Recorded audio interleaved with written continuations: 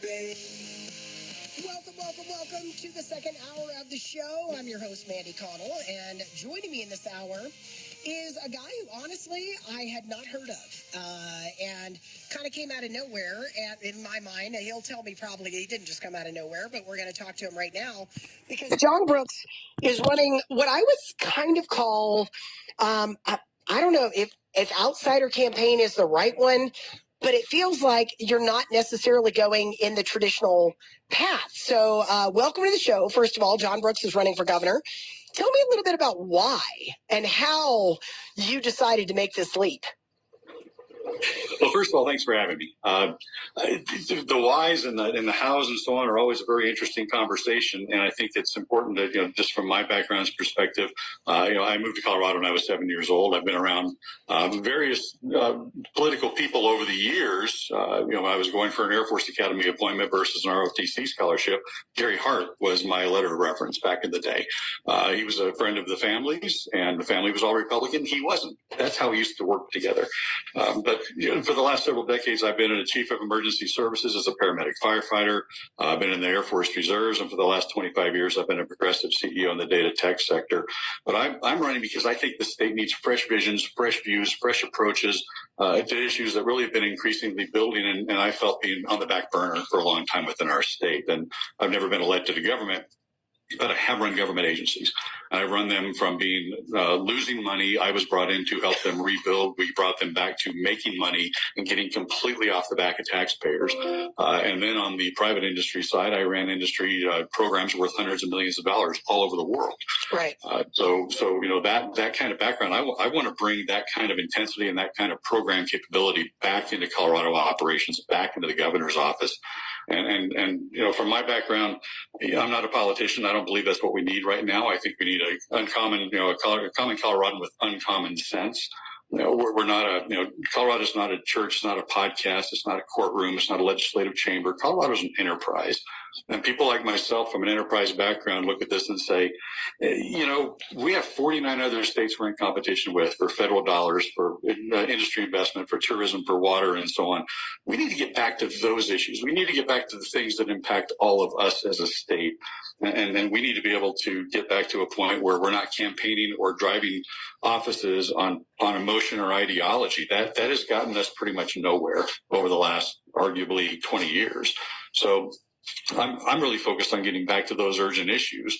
And coming from my background, full disclosure, I'm a Republican, but I grew up in Boulder, Colorado.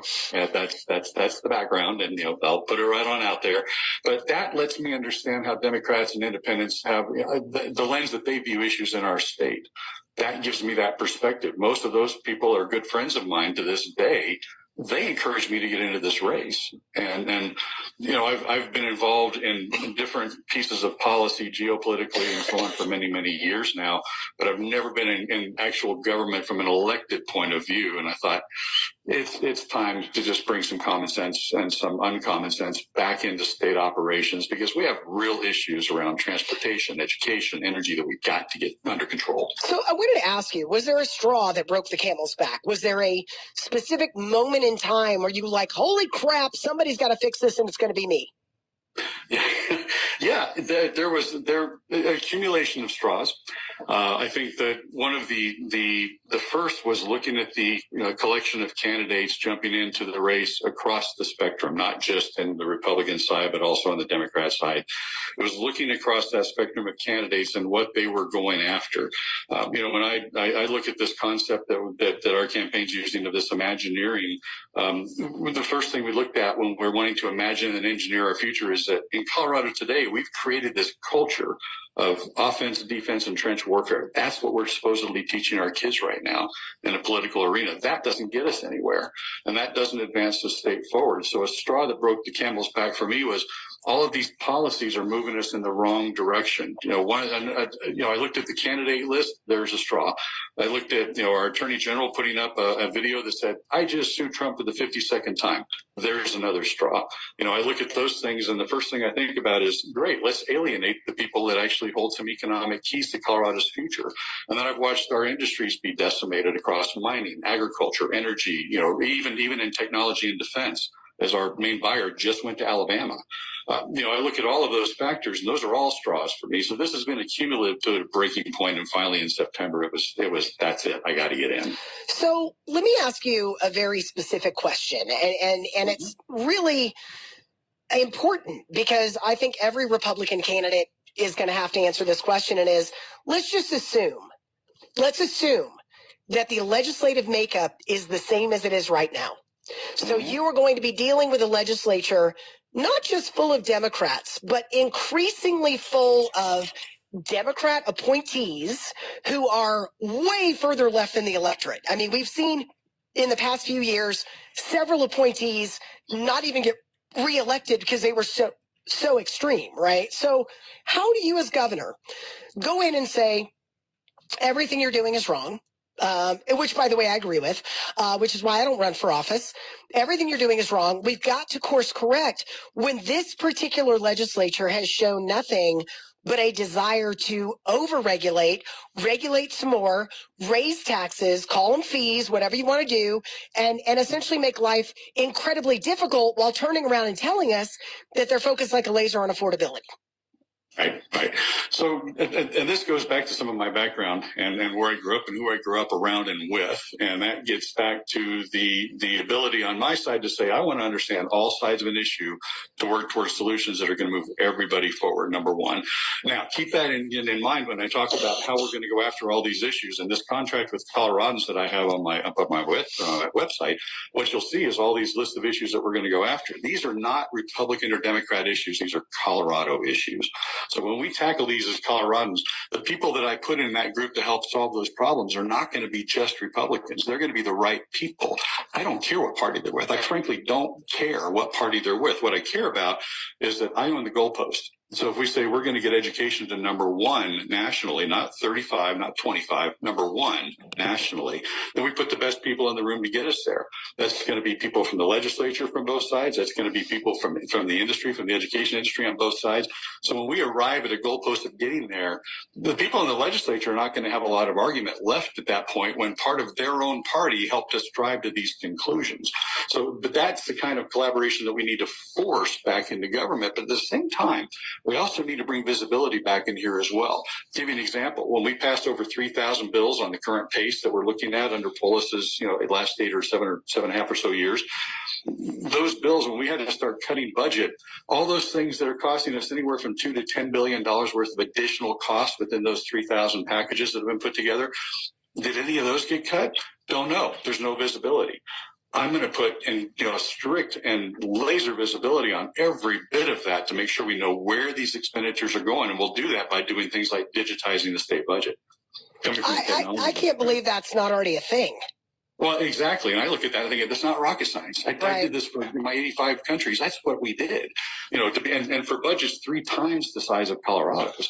So, for us to go through and say, we're going to put visibility on every bit of this so people know where we're at. So people look at all the litany of laws that we have out there across all these various issues, and they understand where we're at today so that they can look at the lunacy or what may make sense in any policies going forward. That makes it very difficult for either party to be able to come back and say, no, we're not going to support that. Fine. I'll put it right up there up front for everybody in the state to see. And it'll be digitally available. The problem, and this is not a problem that you've created in any way, shape, or form, is that the Democrats in the state, as of the last few years, have not been held accountable for anything. Like, the voters are so anti-Trump that it doesn't matter if you have the best ideas in the world. They're not going to vote for you because you're in the same party as Trump. That is something that every candidate in every race is going to have to overcome. So let's start with roads, because that is my thing. I swear to you, I think if somebody's just like, I'm going to run on a fix the damn roads platform, how do we do that? How do we unwind this sort of focus on mass transit that no one's writing? I mean, RTD is barely getting by at this point. I mean, we've just, our priorities have been so skewed for so long. How do you fix that? Yeah, and boy, please don't get me started on RTD and the debacle of what we call light rail. There's a few different conversations to have here on transportation. We need to have a renaissance in transportation, energy, education, et cetera, and I'll lead every one of those. Now, transportation in particular is a few things that we need to do. One of them is we need to rethink our revenue structure for transportation. So we look at right now what's happening around the state with our roads that are being very much ignored. And I was out up in Washington County recently, and they showed me some of these roads, and oh my gosh, and I'm not going to talk about the $1,000 bill I just had to take care of my rear seal I blew out driving back from there. We look at the roads right now, a good portion of the money in the CDOT is going back into Denver-focused initiatives right now and not taking care of the outlying perimeter areas, much less the rest of the state. Go take a look at right now what CDOT's doing for things like variable tolling. We need to completely rethink that variable tolling. When it costs you 75 cents to drive one stretch of road, that exact same stretch of road is $7, a few hours later. Right. That's a bit of a problem. We need to rethink our revenue structure. We need to rethink some of our commercial vehicle tolling. We need to rethink a lot of areas around how RTD is actually handling that. But we also need, and this is where Imagineering comes into play, we need to think about transit systems that get people where they want to go. To give you an example, one of the ones we've talked about since I was 7 years old is a transit system go from here to Summit County. Why haven't we ever done that? What's CDOT thinking about now? They want to repurpose a coal train that goes up to essentially Craig from Arvada. And that's their idea for a mountain transit system. It'll hit Steamboat and Winter Park. Ooh, yay. Most of the tourism dollars in the state start either in the city and county of Denver or Summit County is number 2. Why haven't we done that? We're at 4 times the volume right now on I-70 than we were back in 1980. The road can't get any bigger. So we have a litany of problems within transportation that we need to be going after, but it involves rethinking revenue models, rethinking things like variable tolling, thinking bigger in some of these areas like a mountain transit corridor. And by the way, when we build that, we start with the Denver loop, we start with the Summit loop, and we connect the dots, but we bring in industry partners. And guarantee you, when I traveled over into Europe, my airline ticket oftentimes included the rail transit on it as well. Why don't we do that at DIA? We've got Edelweiss and other airlines coming in here. Why don't we do that at DIA where they can literally have that transit that gets them all the way to Breck when that happens? Why aren't we thinking about something like that? Those airline partners would be some of our investment partners, as well as a lot of the resorts sitting up in the mountain areas. Why aren't we pursuing that? We're not doing any of that right now. So those are opportunities the Democrats have missed over and over and over again. So we're skipping around. I already told John we're going to be doing a lot of, we're doing a mile wide and an inch deep. So obviously there's more to these subjects that we're talking about, but I want to get to as many as possible. You mentioned affordability at the beginning of this interview. What exactly does that word mean to you? Because I hear a lot of people tossing that word around, but then based on their actions, it's like, I don't think they're using the same funkin' wagnalls that I'm using. You know what I mean? What does that word mean to you? Yeah. And this is affordability for me is a very interesting conversation because when I was the chief of emergency services, I was chased out of my county because of affordability.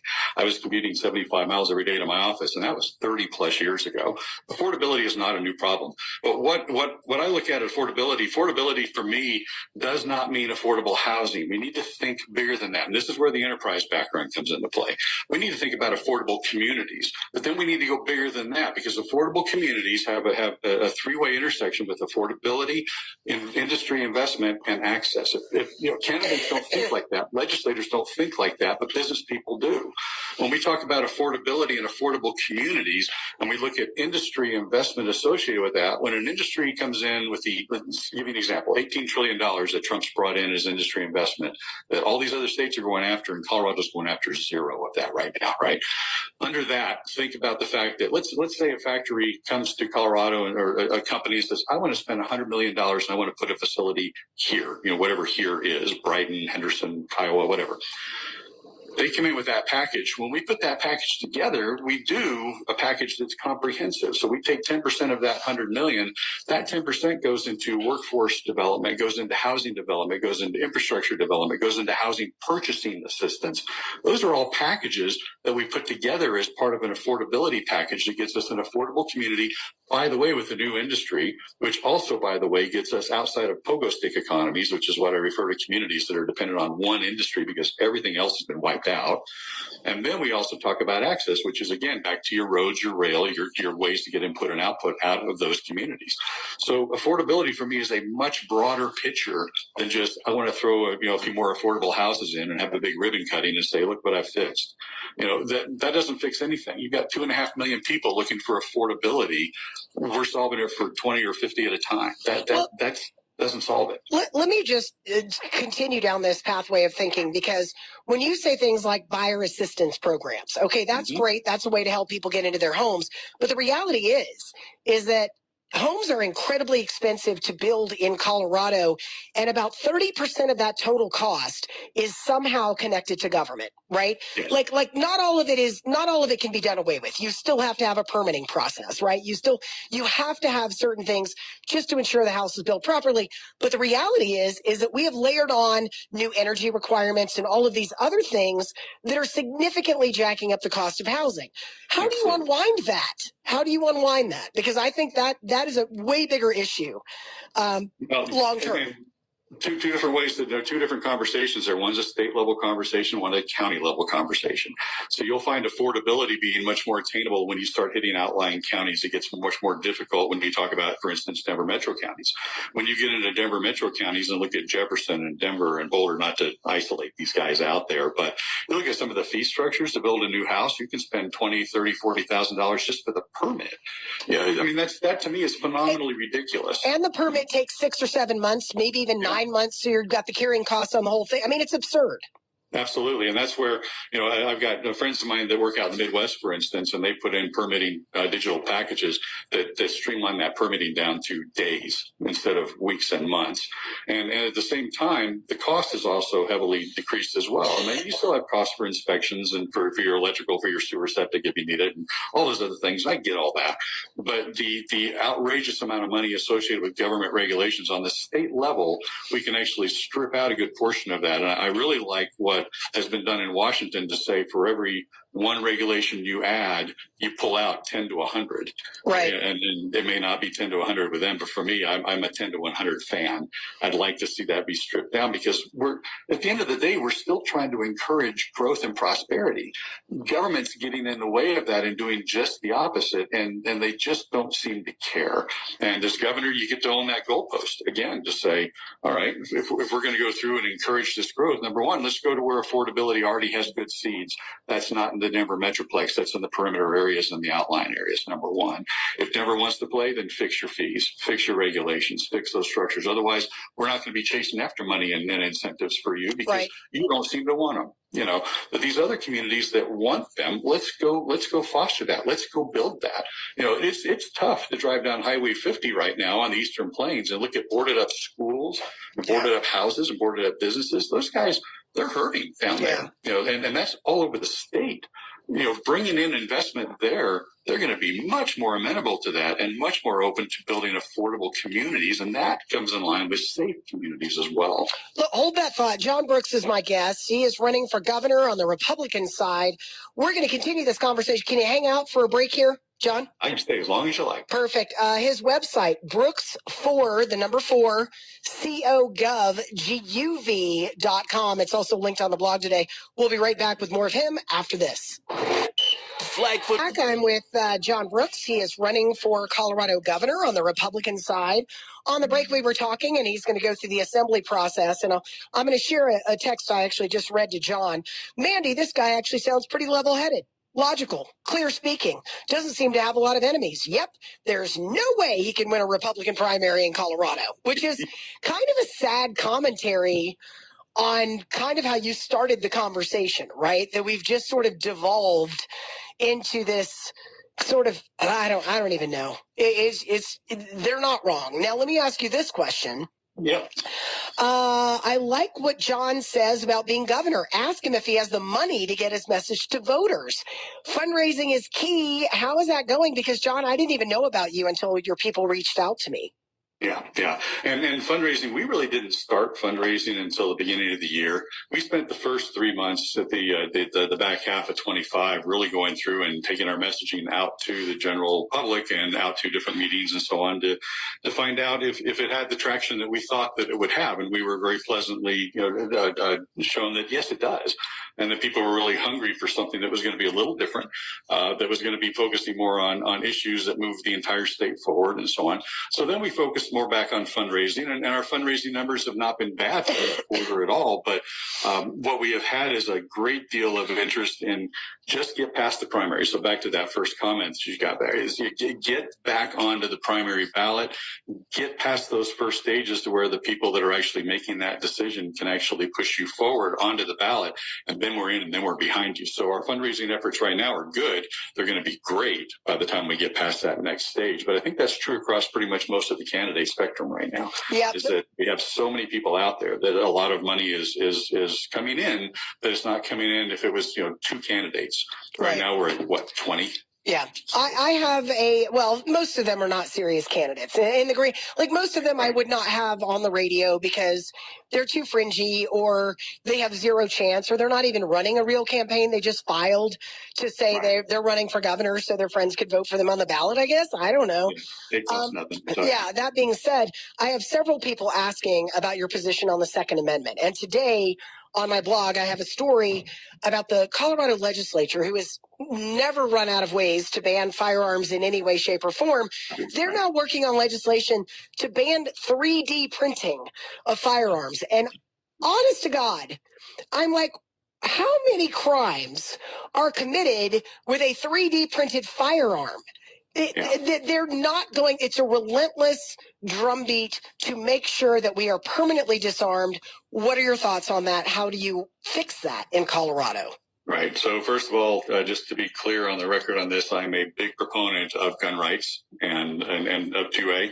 I am not at all a proponent of all of these laws that we keep passing to continue to restrict gun rights. I find no sense in that at all. And again, being the candidate that I don't care about emotion or ideology, I just look at the facts. On the streets as a paramedic, I worked in high volume metro areas. I ran thousands and thousands of 911 calls. When I ran assaults, used where a weapon is involved, the majority of the time it was not a gun.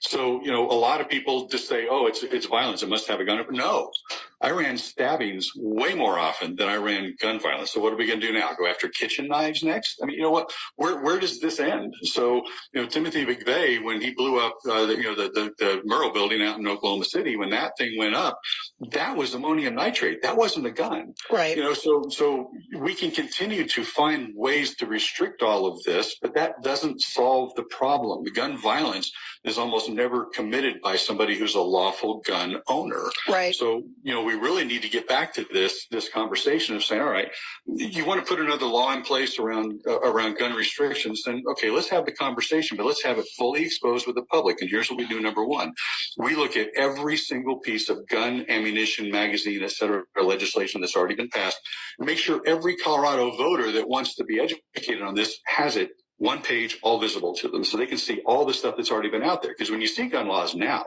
what the Democrats have typically done is they focus just on that law. They ring fence you around paying attention to just that one law. And this is what we got to do for this one thing. Well, when we have a problem right now with dozens and dozens of gun laws already on the books out there, and Colorado voters aren't aware of those, and then we can have the conversation about how's enforcement going? What are we doing there? When we have gun laws right now that are not being properly enforced or being watered down by district attorneys and so on and so forth, where's some of this conversation need to take place before we ever start talking about any more gun laws at all? I'm not a fan of any of those. So when we start talking about all of this, additional work on restricting lawful ownership of firearms, I'm not at all a fan. It's not in our foundation. It's not where we came from. One thing I would ask if you do become governor is I would like the governor's office to pass some sort of edict unilaterally that says, look, we need information about who is committing firearm crimes and where they got the firearm. I want that data forwarded to this database. Here's your Excel spreadsheet, whatever it needs to be. I don't care. Yeah. But I think when people start to see I believe, and I have no data to back this up because no one has ever collected the data. I think a vast majority of these crimes are committed with stolen guns. Absolutely, they are. And we're not increasing the penalties on people who are using stolen guns, right? That would solve the problem. That would take care of a lot of issues. Yeah. Here you go. Exactly. Here's that conversation. Go back to enforcement. Go back to district attorneys, and go back to the legislature. The legislature is actually watering down crimes right now, from felonies down to misdemeanors and so on and so forth, and taking some of these violent offenders under new competency laws and turning them loose back out on the streets. All of this is, we can pile on a million new laws out there. We're not solving the problem. So, at some point we have to have the rational conversation to say, okay, let's look at everything on the books. Let's look at, to your point, the scatter chart or whatever it looks like to say who actually was a lawful owner, who was an illegal, a firearm carrier at that point that committed those crimes. And by the way, of all these violent crimes that were committed, which ones actually involved the firearm in the first place? Right. So, we passed all these laws, and yet the crime problem has not changed. As a matter of fact, It's gone up in many cases. Somebody just asked an interesting question. Mandy, because there are so many unaffiliated voters, why doesn't John run as an independent? We've seen Greg Lopez leave the race as a Republican and announce he's running as an independent. I understand that it is exponentially harder when you have no party access, you have no party support, you don't have mailing lists. But why not? Because I got to tell you, I think anybody with an R behind their name is radioactive still. There is some kryptonite associated with that name. Absolutely. And I was a Republican before a lot of people in this state were, before our president was, before a lot of people were. But I'm a little more on the Reagan side of things. And what I mean by that is I'm a Republican for two reasons. I believe in limited government, and I believe in following the law. There you go. Done. Full stop. There's a whole bunch of other issues associated with, with Republicans right now, but we don't own the high ground on any of those issues per se. And it's not that I don't support those issues. I support the vast majority of those issues, if not all of them. But from a representative of the state of Colorado, as the governor for everybody in Colorado, the guiding principles that I have are limited government, following the law. Done. Full stop. So, at that point, the Republican Party, that's where I grew up. That's the party that I love. That's where I really want to see us bring the Republican Party back from being mislabeled. I look at 85% of the Republican Party and even 85% of the Democrat Party. I think those 85% on both sides are probably pretty reasonable, collaborative, decent, hardworking people. It's the 15% that are sucking the air out of the room and really driving a lot of the bad press. And I'm not a fan. I'm not that guy. I think we need to get back to fundamentals that have made our party a great party that it has been over the decades, the last 150 years. My guest is John Brooks. He's running for Colorado governor. You want to sit through one more break, and then we'll come wrap it up. I'll let you make your pitch. I'll let you make your vote for me pitch when we get back. We'll be right back on KOA. I am visiting with John Brooks. He is running for Colorado governor. So far, the response to you is very positive on our text line, but everybody's saying the same thing. Oh, gosh, he's never going to win. He makes way too much sense, and he does it in a way that, sounds good and makes a lot of good points. So why don't you make your pitch to the voters in this listening audience, whether they are independents, whether they are Republicans, because either can vote in this primary, assuming that you make it through the assembly process, which is a whole horse of a different color. We can talk about it at a different time. But make your pitch to the voters of why you should be the nominee. Okay, well, and again, first of all, thanks for having me. But I think it's important that as a state going forward, we need to find a way back to inspiring people within the state. Part of my campaign is focused on this contract with Coloradans, where we're going to be looking at all these detailed programs. You'll find that on my website with transportation and taxation fairness and healthcare and so on and so forth. But I think what also is an important concept as a candidate that I want to bring back into the state is this concept of Imagineering. I want to get away from all the politics as usual and get us back to focusing on areas that, from an enterprise background, I think is an area that we have a real opportunity here. And we talked about, the fact that Colorado today works an offense, defense, and trench warfare culture. If we're going to be championing things like Colorado Minds for Colorado Careers, where we lead through our own innovations, we need to move that forward. But how do we do that in the culture? Oh, he just froze. created. What I want to focus on is that things like, am I there? Oh, no, you just came back. You just came back right there. Yeah, go ahead. You had a little blip. Okay. Go ahead. Okay. All right. Technical fun. Okay. So focusing on this Colorado Minds for Colorado Careers, we need to bring innovations back into the mindset of Colorado, residents in general, and we need to move that forward. But we also need to remember that inspiration is what drives leadership as a foundation. That's what I want to bring forward back as my campaign. Who's truly inspiring in our state today? And let's not confuse inspiration with mobilization. Those are two very different things, and we've been very good at mobilizing. That only works at a party level. And when, we mobilize the force change, but we inspire people to encourage and lead that change. That's what I want to focus back on again as a state, not just as a party. I think we have an opportunity as a state to do that right now. We have an opportunity to take a high road as Republicans for the first time in a lot of years. We have an opportunity to create conversations that inspire people. We haven't done that in a long time. We have an opportunity to foster imagination and innovation and then engineer our own path to our own future. That's Imagineering, and that applies to every single policy that I have on my website, to where we want to Imagineer our future and get our kids, get our young adults, get every population segment involved back in that again.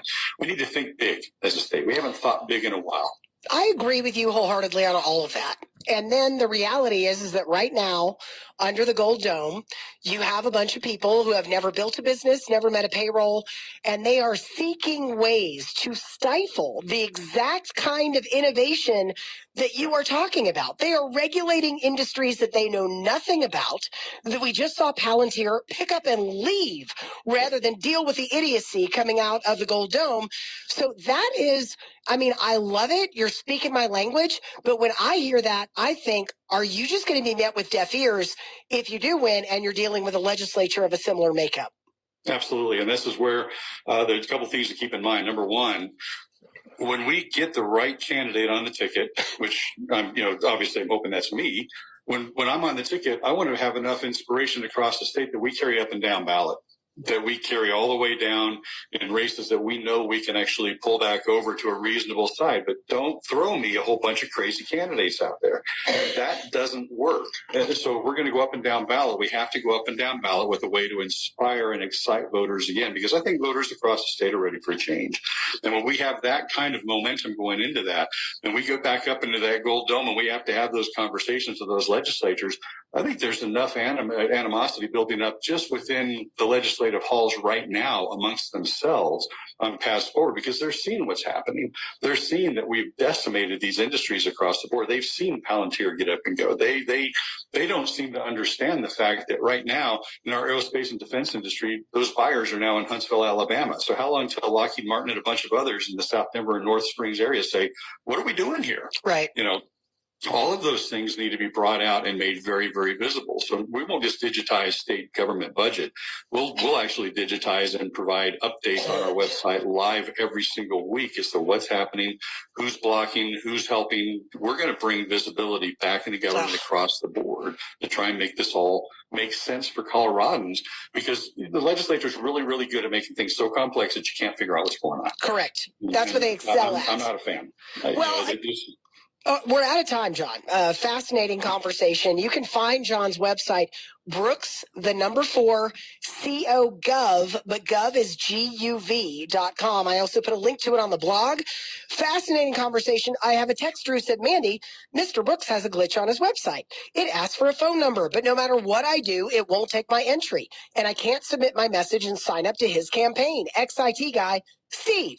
So may want to look at that, John, and I'm sure that we will talk to you again as the race continues. I'm hoping that the Republicans who are listening, who are going to the state assembly, are hearing the kind of stuff that you're saying, and it will have an impact. And I'm sure we'll talk to you again before then. I appreciate your time today. I very much appreciate your time. I hope you feel better, and thank you very much for having me. And we will get that glitch on the website fixed immediately. My campaign manager is listening right now. So all right, fantastic. Thanks so much for the time today, John. Thank you. All right, we'll be back right here on KOA.